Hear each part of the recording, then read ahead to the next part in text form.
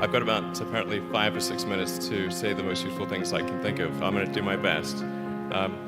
The it was suggested that I distill things down to three items. I think I'll go with 4, and I'll try. I think these are pretty important ones. Some of them are going to sound like, well, you've heard it before, but it's worth re-emphasizing. I think the first is you need to work, depending upon how well you want to do, and particularly if you're starting a company, you need to work super hard. So what does super hard mean? Well, when my brother and I were starting our first company, instead of getting an apartment, we just rented a small office and we slept on the couch. And we showered at the YMCA, and we're so hot up we had just one computer. So the website was up during the day, and I was coding at night, 7 days a week, all the time. And I sort of briefly had a girlfriend in that period, and in order to be with me, she'd have to sleep in the office. So work hard, like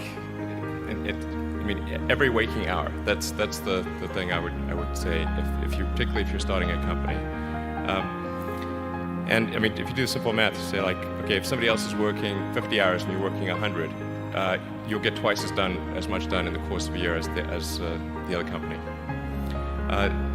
The other thing I'd say is that if you're creating a company or if you're joining a company, the most important thing is to attract great people. So either join a group that's amazing, that you really respect, or if you're building a company, you've got to gather great people. I mean, all a company is a group of people that have gathered together to create a product or service. And so depending upon how talented and hardworking that group is, and the degree to which they are focused cohesively in a good direction, that will determine the success of the company. So do everything you can to gather great people if you're creating a company. Then I'd say focus on signal over noise. A lot of companies get confused. They spend money on things that don't actually make the product better. So, for example, at Tesla, we've never spent any money on advertising.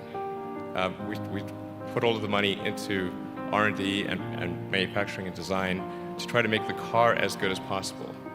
And I think that's the way to go. So for any given company, just can keep thinking about, are these efforts that people are expending, are they resulting in a better product or service? And if they're not, stop those efforts. And then the final thing is to sort of don't just follow the trend. So you may have heard me say that it's good to think in terms of the physics approach or first principles, which is, rather than reasoning by analogy, you boil things down to the most fundamental truths you can imagine, and you reason up from there. And this is a good way to figure out if something really makes sense, or if it's just what everybody else is doing. It's hard to think that way. You can't think that way about everything. It takes a lot of effort. But if you're trying to do something new, it's the best way to think. And that framework was developed by physicists to figure out counterintuitive things like quantum mechanics. So it's really a powerful method. Anyway, so that's, and then I think that the final thing I would encourage you to do is, now is the time to take risk. You don't have, you don't have kids. Your obligation. Well, sorry, probably don't have kids. But as you get older, your obligations increase. So and once you have a family, you start taking risk not just for yourself, but for your family as well. It gets much harder to do things that might not work out.